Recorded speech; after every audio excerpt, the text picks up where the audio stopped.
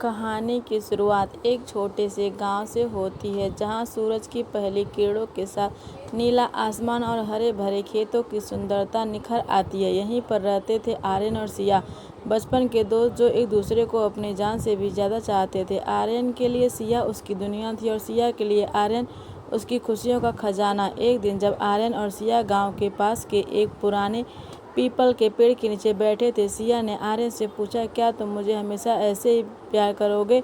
आर्यन ने मुस्कुराते हुए कहा, सिया, मेरा प्यार तुम्हारे लिए अनंत है, ये कभी खत्म नहीं होगा। सिया के चेहरे पर मुस्कान छा गई और दोनों ने उस पल को मन ही मन संजो लिया। यह उन दिनों में से एक था जब उन्हें पता नहीं था कि उनकी ज़िंदगी एक sad love story in Hindi बनने जा रही है।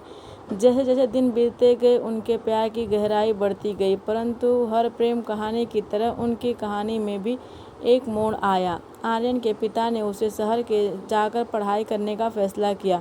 आर्यन के लिए यह एक कठिन समय था, लेकिन उसने सिया से वादा किया कि वह जल्दी ही लौट आएगा।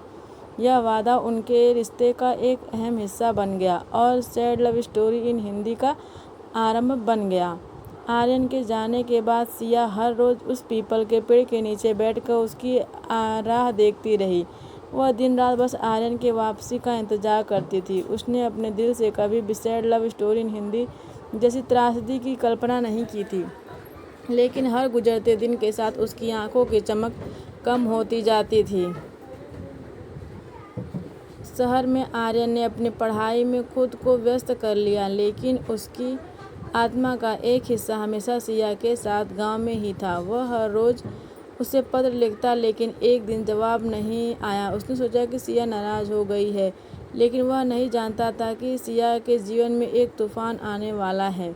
यह तूफ़ान उनकी sad love story in Hindi को और भी गहरा बना देगा। गांव में सिया के माता पिता ने उसकी शादी तय कर दी थी।